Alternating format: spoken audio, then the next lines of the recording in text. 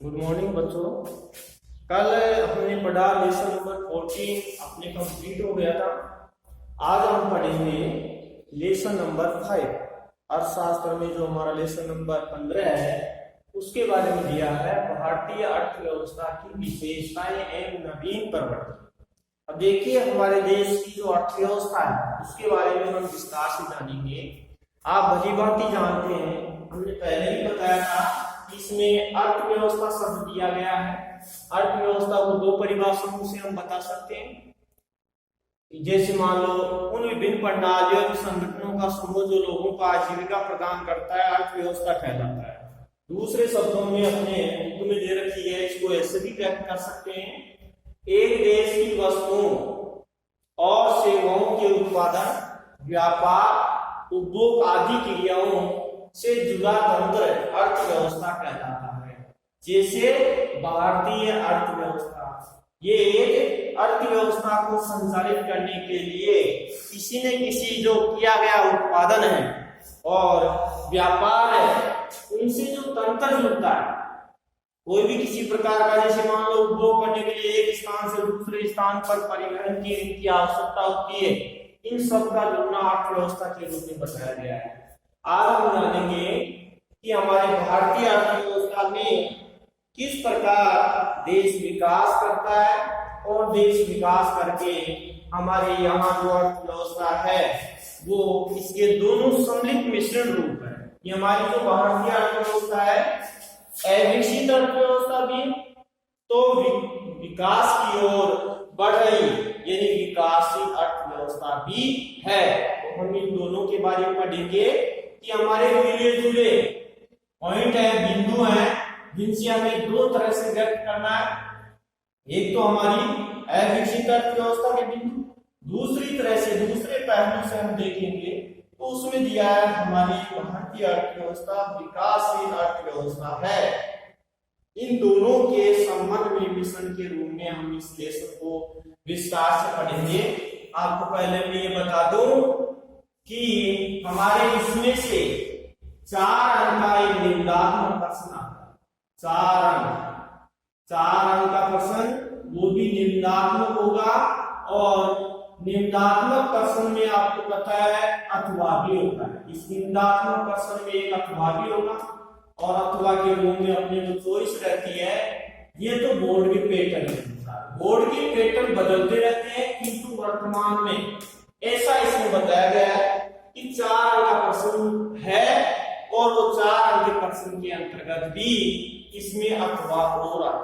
अब देखिए मुख्य में जो हम जानेंगे कि हमारी भारतीय अर्थव्यवस्था एक अविकसित अर्थव्यवस्था है। इसके तरफ में हम इन 8 बिंदुओं से इसको विस्तार से व्याख्या के रूप में हमें लिखना पड़ता है, लेकिन हमारे बोर्ड में इसके कोई से 4 बिंदुओं के बारे में पूछता है कि भारतीय अर्थव्यवस्था एक अविकसित अर्थव्यवस्था है, इसके संबंध में 4 बिंदुओं को विस्तार से समझाइए।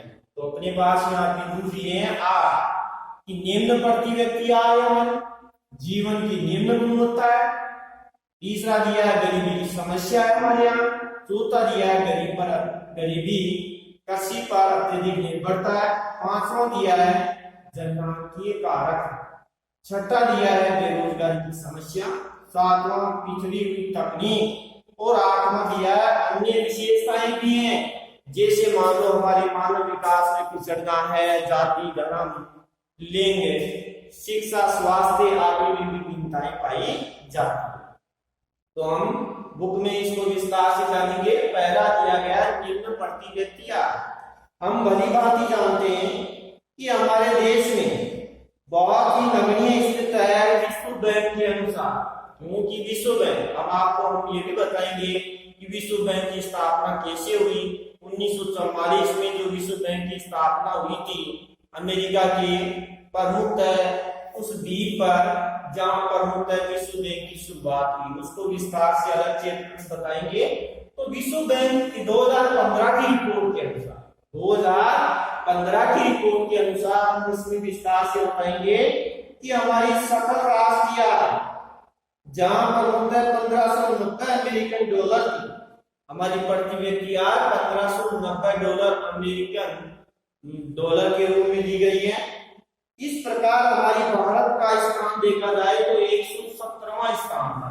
भारत प्रति व्यक्ति आय में 117वां स्थान 117वें स्थान पर आता है। और अन्य देशों की तुलना की जाए, जैसे मान लो अन्य देश अपने पड़ोसी देश हैं उनमें, और इसके अलावा तो हमारे विकसित राष्ट्र हैं, कहते हैं कि प्रति व्यक्ति सकल आय में अमेरिका, इंग्लैंड, फ्रांस और जर्मनी ये देशों से तुलना करें तो हमारी बहुत कम है। हमारी 1590 अमेरिकन डॉलर ही है और अन्य विकसित राष्ट्रों की बहुत अच्छी है। जैसे मान लो चीन और श्रीलंका है, उनकी भी हम तुलना करें तो हमारा बहुत पिछड़ा हुआ देश है। हमारे यहाँ प्रति व्यक्ति आय बहुत कम है। इस कारण से इस बिंदु से हम कह सकते हैं कि हमारी अर्थव्यवस्था भी अविकसित है। दूसरा पहलू, जीवन की निम्न गुणवत्ता। देखिए, जीवन को हमें जीना है, जीवन को हमें आगे बढ़ना है, तो हमारे यहाँ शिक्षा का होना बहुत जरूरी है। जैसे आदमी शिक्षा को प्राप्त करता है वैसे उसकी आमदनी बढ़ती चली जाती है। और आपको पता है आमदनी बढ़ने का मतलब है वह अधिक से अधिक सभी सुख सुविधाओं का उपभोग करेगा। दूसरी बात आती है स्वास्थ्य। स्वास्थ्य उसी का बनता है जिसको अच्छा खान पान मिलता है और अपनी सेहत का विशेष ध्यान रखता है और हर समय किसी न किसी प्रकार की बीमारी से उसको डॉक्टर के द्वारा उनको निजात मिल जाता है। इस तरह से शिक्षा और स्वास्थ्य की जो गुणवत्ता देखी जाए वो बहुत कम है। जैसे मान लो जीवन की निम्न गुणवत्ता में हम जानेंगे शिक्षा। अब देखिए, शिक्षा में हमारा देश बहुत पिछड़ा है। शिक्षा और स्वास्थ्य से संबंधित हम बातें करेंगे, इसमें पॉइंट में दिया है, हम बुक में पढ़ेंगे विस्तार से, तो हमारे मस्तिष्क में सारी बातें आ जाएंगी।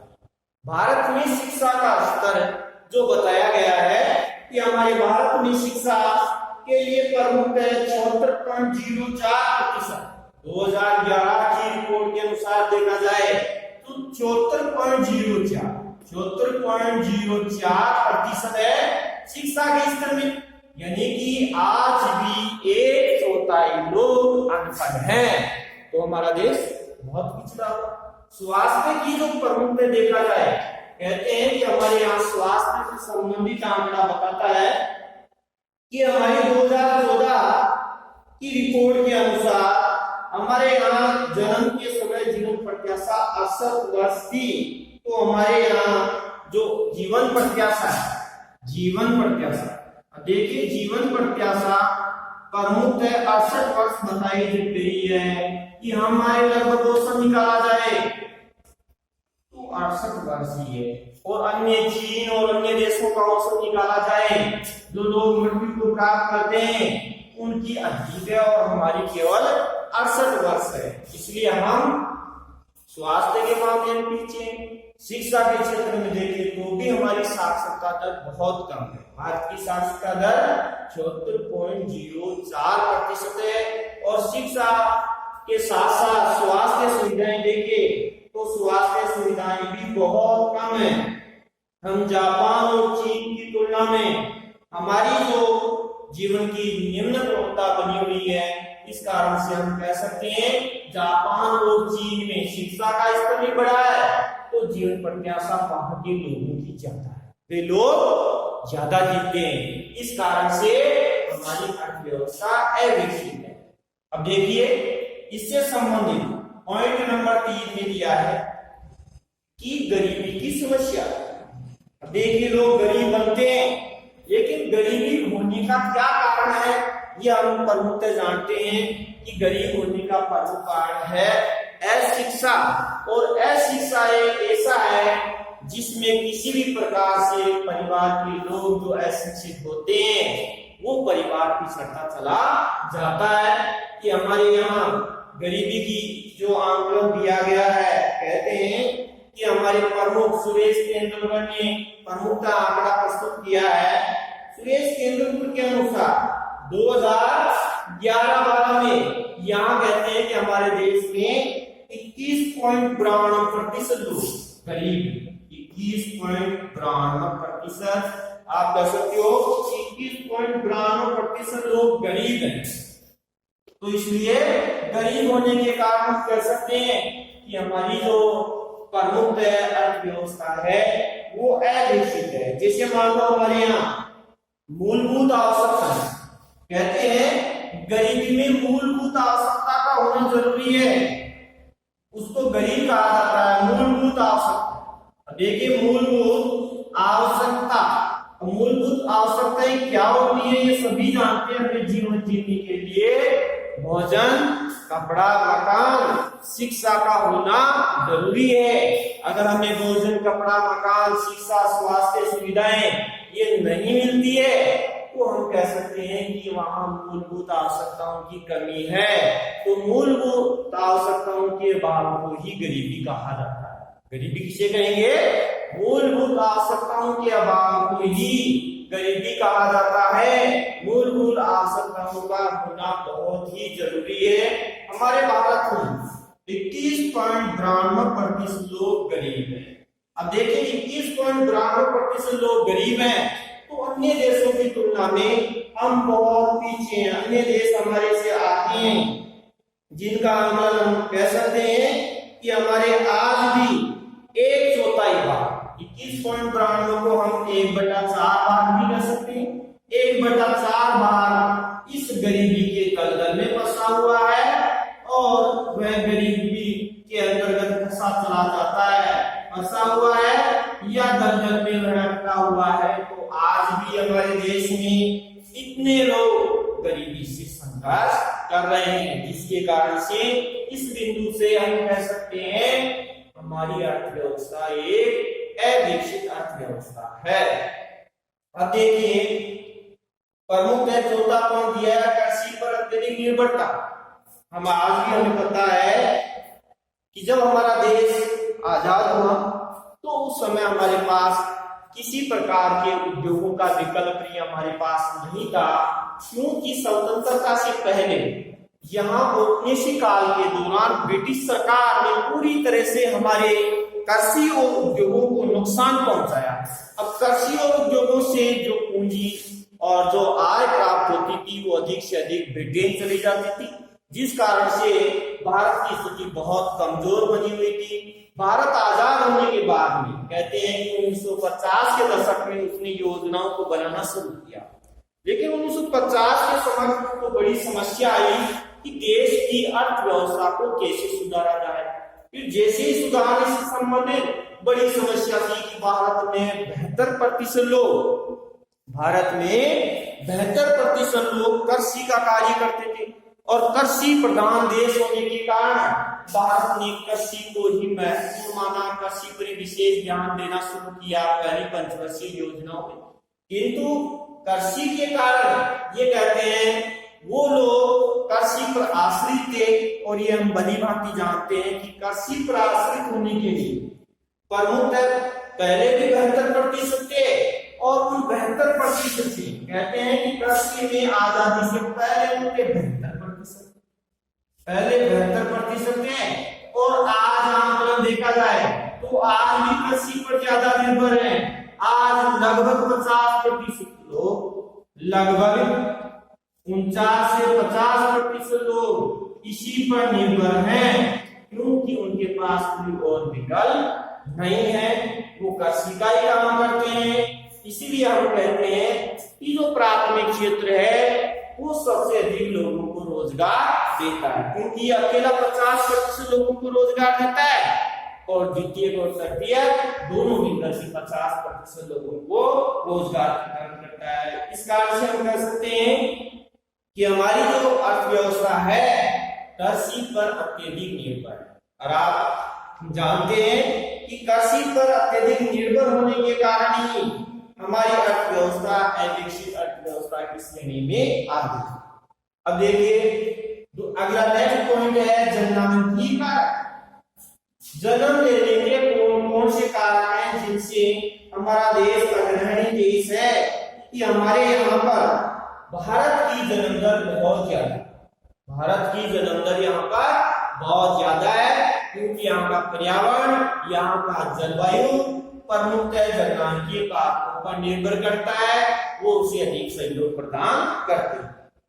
कहते हैं कि हमारे यहाँ 2001 से 2011 की जनगणना के अनुसार, यानी कि 2011 के दशक में भारत की जनसंख्या जो बढ़ी दर है 17.64 है, 17.64%।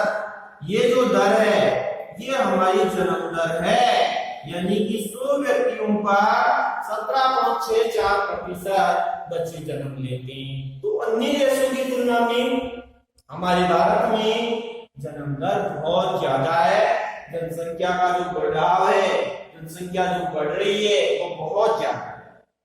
इससे संबंधित आप ये कह सकते हैं कि 17.64% का मतलब है प्रति वर्ष एक वर्ष में हमारे भारत में परमतः एक ऑस्ट्रेलिया का जन्म हो जाता है। ऑस्ट्रेलिया महाद्वीप की जो कुल जनसंख्या है उतना परमतः एक वर्ष में भारत में ऑस्ट्रेलिया महाद्वीप जितनी जनसंख्या हो जाती है। तो हम कह सकते हैं हमारे प्रतिवर्ष जो वृद्धि दर हो रही है वो अकेले ऑस्ट्रेलिया महाद्वीप जितनी हो रही है। तो हम इसको विस्तार से इसमें लिखेंगे जननांकीय कारक में कि हमारी 2011 के दशक की रिपोर्ट के अनुसार अन्य देशों की तुलना में हमारी जन्म दर 17.64% है, और प्रतिवर्ष ये जो जन्म दर इतनी है कि अकेला ऑस्ट्रेलिया महाद्वीप की जितनी जनसंख्या है उतनी प्रतिवर्ष हमारी जनसंख्या बढ़ रही है। तो अन्य देशों की तुलना में भारत बहुत पिछड़ा हुआ है। तो हम कह सकते हैं कि हमारी जो ये आकार बढ़ रहा है जनसंख्या का, ये निरंतर तेजी से बढ़ता जा रहा है। इसी कारण से हमारी अर्थव्यवस्था अविकसित श्रेणी के अंतर्गत आती है।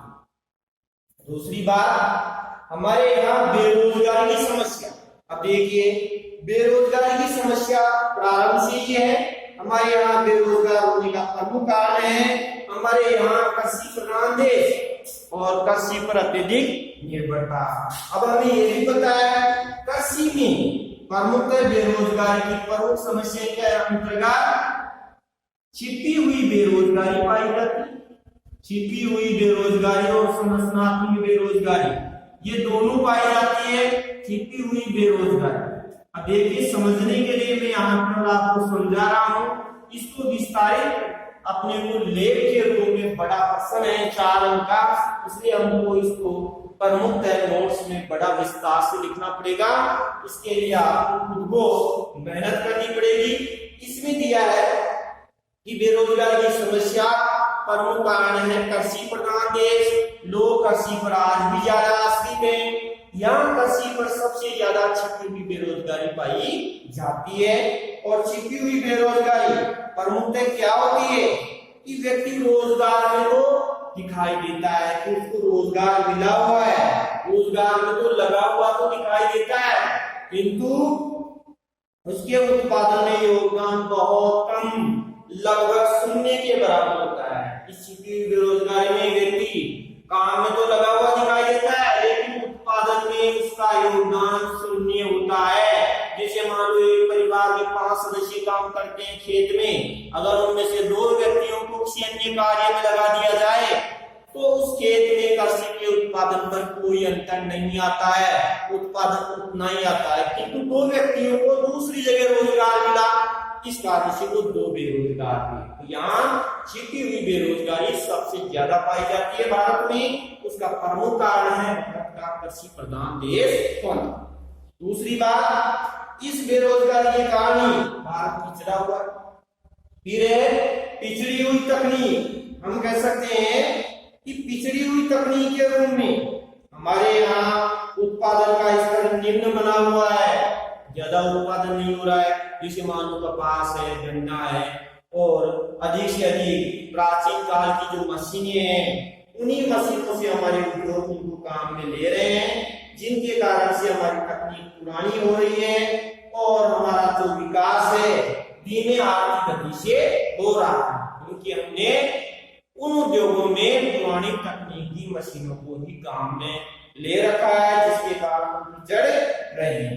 अब देखिए भारत में बहुत बड़ा खर्च अगर हमारे यहाँ पर प्रमुख नई तकनीक मशीनों को लाया जाए तो उद्योगों में खर्चा ज्यादा हो, इस कारण से उन्हीं मशीनों को काम में लिया जा रहा है, जिसके कारण हमारी तकनीक जो है कमजोर है और हमारी अर्थव्यवस्था भी अविकसित अर्थव्यवस्था है। तो हम आज कह सकते हैं हमारे यहाँ तकनीक का अभाव भी दिया गया है। अन्य विशेषताएं, अब अन्य विशेषताओं पर भी हम आंकलन करें तो अन्य विशेषताएं महत्वपूर्ण बहुत सी होती है। अन्य विशेषताओं के रूप में बताया गया है कि जैसे मान लो हमारे यहाँ मानव विकास की रिपोर्ट भी हमने पढ़ी कि मानव विकास की रिपोर्ट में भारत का प्रमुख यूएनडीपी के द्वारा 2015 की रिपोर्ट के अनुसार कहा गया था कि हमारा 130वां स्थान है। जहां कोई मानव विकास, जहां पर महत्वपूर्ण अपनी यूएनडीपी के द्वारा 1990 में इसको विस्तार से बताया था कि इसके 3 आयाम होने चाहिए। 3 आयामों से जांच करने पर हम मानव के विकास की जांच कर लेंगे। अब देखिए इसमें हम बहुत पिछड़े हुए हैं मानव विकास रिपोर्ट में भी।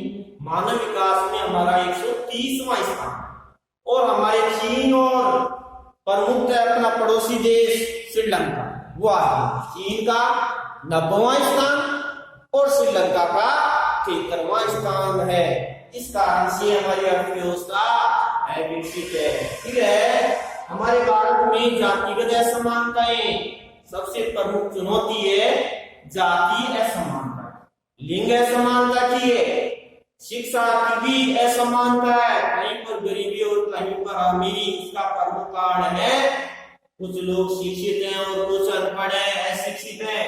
स्वास्थ्य में भी असमानता है कि जहां जो गरीब लोग हैं उनको सुख सुविधाएं नहीं मिल पाती है, जिसके कारण से वो गरीब होते चले जा रहे हैं। तभी सरकार गरीबों पर विशेष ध्यान देती है, शिक्षा को बढ़ावा देती है और पुरुष और स्त्री में भेदभाव नहीं हो, उनको समान वेतन मिले, उनके समक्ष भी सरकारी प्रयास की गई है। जाति में भी भेदभाव नहीं हो, ये असमानताएं हमारे देश में आज विद्यमान है, जिसके कारण से हम कह सकते हैं हमारी अर्थव्यवस्था अविकसित स्वरूप में है।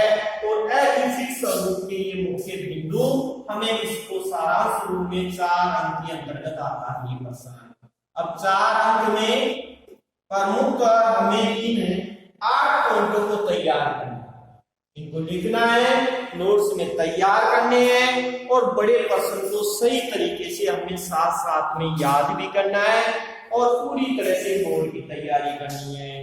तो बच्चों ये जो मैंने लिखा है, ये जो समझाया है, तो नोट्स में बुक में से लेकर के विस्तार से समझना है और नोट्स को तैयार करना है। थैंक्स।